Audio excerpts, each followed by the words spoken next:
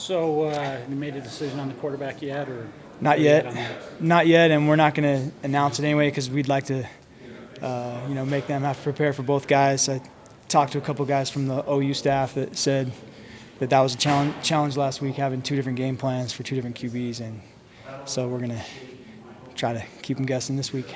Do you think the run game can work as well with Keaton in there, or do you think you need maybe a little bit more of a mobile quarterback? That's a really good question. The answer is I don't know for sure because we didn't ask Keaton to do that stuff when he was playing.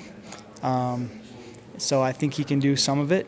I don't know that he can do all of it as well as Jake, but he can definitely do more than what we did before when he was playing earlier, yeah. Kalani seemed to hint that there's a possibility, or at least he said that maybe you could play two guys. Yeah, that's possible. Is that possible? Yep, everything's possible. We got to win this game, man. Anything it takes. How about the use? Some people have mentioned maybe the use of a wildcat to take advantage of some of the other guys' skills. Yeah, that Soljay had. We've considered that this year at times, but once we went to Jake, I feel like Jake's a good enough runner that I don't know that there's a guy that we necessarily is that much better of a runner than Jake. So that's why we haven't gone to that. Yeah. A lot's been made of the play call, the RPO. Yeah. Is what Kalani kind of told us, maybe you've heard, is that kind of what you would say too? Yeah, I mean, on the goal line, it's not really an RPO. The out in the field, it's an RPO. It has a hitch that if the other team's not lined up, you can throw the hitch if because it's a tempo play. We're going as fast as we can, but the play is just our mid-zone scheme that we used as we drove down that field, and so the play was the fastest way we have possible to call that same play. And we were just trying to hand the ball off to Aiden to get the ball across the goal line. And, Jake made a mistake. He just got excited and made a mistake that I know he regrets. And we'd all love to have that play back, but we don't get it back. When you looked at that play again, was Cody ever really open, or was there ever?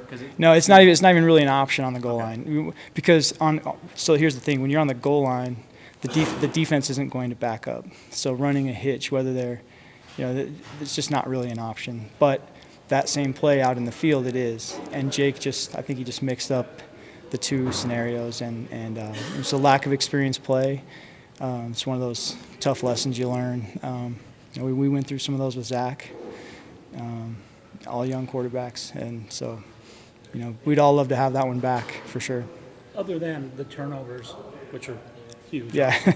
Did you feel like Jake made progress? Did you see? Yeah, progress? I mean, that's the tough part about this game is he did so many good things, and we did so many good things as an offense. It's the first game this year that really felt like our offense the last 3 years, where the game opened up and we were able to really put the defense in conflict. And so those things were real huge positives we need to build on.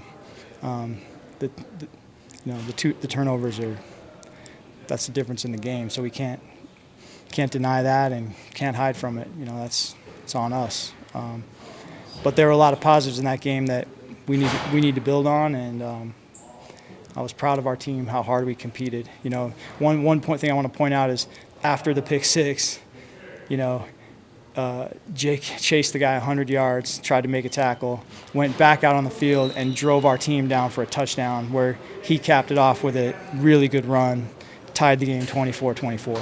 So that's one of those character-defining moments where you kind of know, all right, we got a team that's still competing, we're still playing, and we're going to show up Saturday and compete. Is that a moment that gets his teammates to kind of rally around him in a way you felt in the locker room? Yeah, I think so. I mean, everyone knows he made a critical mistake. He knows it. The whole team knows it. But I think when you compete as hard as he does, none of us are perfect. It's just some of the mistakes that the other guys make aren't as visible as something like that. And I know there's a bunch of guys on this team that feel like, okay, if I'd have done this better, maybe we would have won. And it's just those are things that aren't as obvious to the casual observer. How did the offense come out health-wise, your offensive guys? We're a little bit beat up, yeah. We're a little bit beat up. We're kind of, a couple guys are iffy this week. I can't talk about who, but yeah, we're a little bit banged up. It's a physical game. Last two questions. Overall, do you think 3 or maybe 4 games that Jake plays this week is enough of a sample size for you to feel confident that he could be the guy next year, or do you think that's not enough time? 4 games would be a pretty good. I'd love to have more, but I think another game would help a little bit. I'd love to have a bowl game too. That's it's a hard question to answer, but I think we're starting to find out that he's a pretty good player. If we can cut back on the turnovers, he can move the team. I wanted to ask you about LJ Martin, Aiden, just Yeah. that dynamic. Aiden obviously had the big game last week. Yeah. How does LJ factor in right now with that? He's still a huge factor. Aiden was just rolling Saturday, so we just kept giving him the ball. It was one of those hot hand things. And even LJ himself, one time, it was his turn to go in, and he said, "Aiden's hot, give him the ball." And that was pretty cool. But LJ did play. The touchdown pass to Isaac Rex, which was, by the way, an RPO.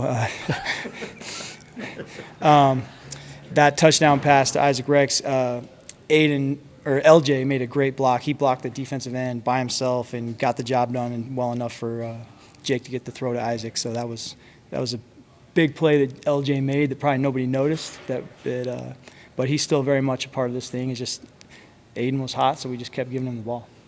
It seems like his biggest improvement overall, talking about LJ, has been kind of that area where nobody notices. Correct. He was very, very good point. He was a good runner the day he got here, and he could run the ball. We all knew that. He can break tackles. Where he's improving is learning to play without the ball, pass protection, blocking in the run game. Sometimes he has to block for things, for screens and for the quarterback runs, and then as a receiver too, just being more dynamic in how we can use him in the passing game. Yep. All right, thank you. Okay. All right. Good to see you guys. Yep. Appreciate it.